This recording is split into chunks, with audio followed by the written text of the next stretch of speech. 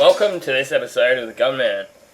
This video I'll be giving you guys a review and demo on the Anest Iwata Bellaria W-400-BA4-2 Air cap on it. I'll be showing you guys how to use it for clear over base. The car I'll be demonstrating on is a Volvo S60 T6 all-wheel drive, and the colour name is Flamenco Red. The colour code for that is 702. It's actually a pretty nice colour, and you guys will be able to see it in the sun. It's got some nice pearls in it, so it looks really cool in the sunlight. Anyway, so what I'm doing here for starting off actually is just a ground coat. So reds in the solvent ranges of just about every paint system I've ever used anyway. Reds are pretty well known for not covering very well, so it's sometimes a good idea to put a ground coat down.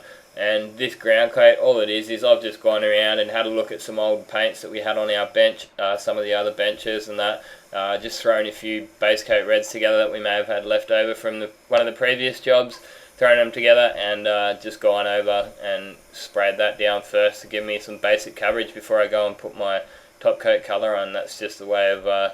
So I think for this job I mixed up 280 mils, which for a sill cover and these three panels here is pretty efficient. Had I have not used a ground coat, I might have had to have used say 300 to 350 mils. So using that ground coat there has enabled me to save just a little bit of paint for the boss. So just putting two coats of it down, because you can see that first coat it's really not covering very well, so two coats of the ground coat. Once I put the ground coat down, I walked out, gave the gun a bit of a flush through, and then I've come back into the spray booth and yeah, just given it a good tack rag down, because that's not the actual correct colour. Any of that overspray that may have landed on my blend area is actually going to change the colour. So I did give it a tack rag, although I skipped out the footage for that. I'm just making sure I let you guys know that I did tack rag that. So I'm actually making this video as a request. I've had this video here, this gun for a few months now. I initially did a review and demo on it just for clear coat, but from popular demand a lot of you guys have asked me to do a review on the gun for base coat and clear coat. So this is what I do for you guys. Yeah, I hope you guys appreciate the video. And yeah, so the pressure settings I'm using on this now, I'm actually dropped it down to probably about 22 psi, so from say 20 to 25 psi for your base coat, and then I'll probably run it at about 25 psi for my clear coat.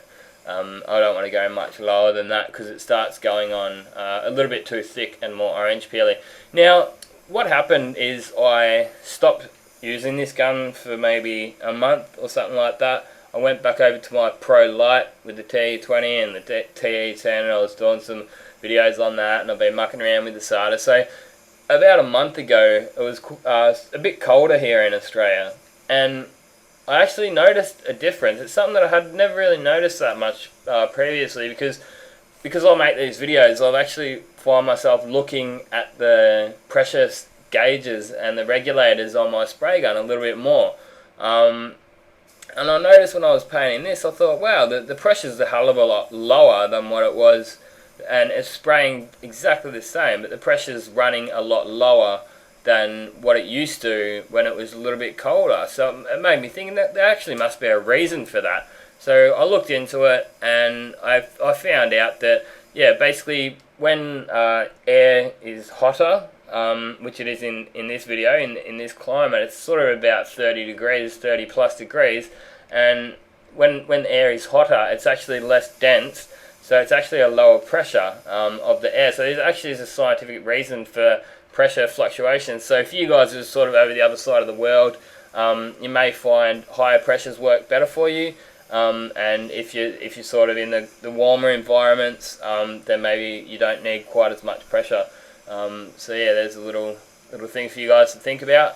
So basically what I'd like to say is to start to paint by feel, which is what I was saying before, is I have been looking at the gauges a lot more. I used to just use those gauges as a regulator, and for a long time they just sort of once you have one of these gauges on the gun for a long time, they'll just you won't be able to see the readings on them. And I just have them there as a regulator to regulate the air pressure, not actually to be able to read the gauge on it.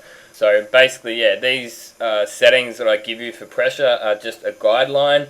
It's not the be-all and end-all. I have also found that different people, different styles of painting do require different setups on the gun, different paint. There's many factors in spray painting that can change the way you want to set your gun up. And so, yeah, you just got to learn to paint by feel. That's the best advice I can give you. Even just do away with, just don't look at the gauge and just look at the paint and how it's going on. Yeah, so anyway, I'll give you guys a quick run through of the way I did set the gun up on this particular day, which was, as I said, just above 30. You can see here, 20 psi for my base coat. That's all I needed. No need to go much above that, which is about 1 bar. And then have that fan wound right open and have the fluid just about right out. So I just maybe like 2 turns in, so it's not gonna, the knob's not gonna fall out on you. So you can see it's blended out quite nice with those settings. You can see before I put the blending clear down, which is a wet bed. I used Standox 599, which is just a base coat stabilizer. It's just basically a clear base coat. That just enables you to aid the blend. A colour like this, it sort of probably didn't really need it because it's a darker colour, but it's a pretty nice car, so I just thought, just in case sometimes you can see a bit of a funny blend there, I just decided to put it down anyway. But onto our clear coat now. As you saw there, I'm using Duke Zone 2K Clear, which needs a 2 full coat system, so it's 2 full wet coats and then 5 minutes in between each coat. I'll give you a quick run through the settings that I'm using on the gun. I've actually ended up winding that fluid in and I've upped the pressure a bit. So the pressure you can see there, it's at about 25 psi, which is about 1.5 bar, give or take. And fan's still wide open, and I've actually ended up winding the fluid in a bit from the base coat. So what you do with the fluid needle is you wind that knob at the back right in, and then it's got little numbers on it. And I come out on this job, it was about 3.5 turns, and it ended up going on real nice to get the orange peel that I wanted. If it was a little bit hotter, if it was say above 35, sort of coming up to 40, I might even come out say 4.5, something like that. But if it was colder, I might wind it in an extra turn. I might say go to 2.5. And so yeah, the colder it is, you want to up your pressure. The warmer it is, the pressure's just going to come down a bit. Couple of reasons for that. There's more prone to running in the colder months too. So you're going to get it on nice, and you're going to get it. Basically, you're going to get not as much paint on with the higher pressure, and with the lower pressure, you're going to smash more paint on. It's going to atomize a bit thicker as well. So yeah, the environment that you're painting in drastically changes the way you've got to paint. You know, you've really got to smash it on in the summer, else it's just going to dry too quick and it's going to look all orange peely, and yeah, it's just going to look dry. But look, my favourite time of the year is summer for painting. I love summer. I love it. You know, give me a 35-degree day any day. There's really short flash off times. You know, on a job like this, by the time I put my first coat on, that gives me an idea of how much clear I'm going to need for my second coat. So by the time I do that, go back out, mix up a little bit more, I'll come back in, and that's right to go straight back on. Probably about, yeah, had about 3 or 4 minutes from when I actually put it on to when I come back in. And yeah, this job came out pretty nice. Like, pretty happy with the orange peel. There's a couple of little bits of dust in it, mainly in that rear door for some reason. Look, it's one of those things, you do all your best measures to eliminate the dust, but I found you're always going to get a couple of bits here and there. Depends on the workshop you work into. This workshop I'm working in here, I wouldn't say it's the most state of the art or anything. It's okay, it's got everything we need, but yeah, the workshops doesn't have the prep bays. It's just sort of a bit more old school, and the paint mixing room's sort of up the other end of the workshop, so I've got to walk through the entire dusty workshop to go and mix up more paint, which is a bit annoying. If I had designed the workshop, I maybe have designed it a little bit different and had the paint room sort of at the same end of the spray booth.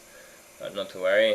Yeah, you can see It's pretty efficient, this gun. I wouldn't say it's the most efficient gun, but it does really get a nice finish.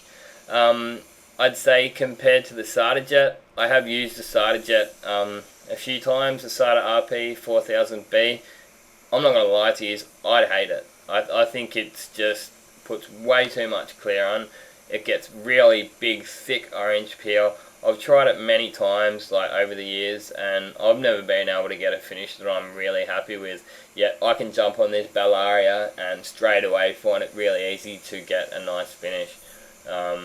Yeah, and those SATAs, they chew through the paint. It's like, I would probably go through just about a full pot just doing those 3 panels that I did just then if I was using the SATA RP.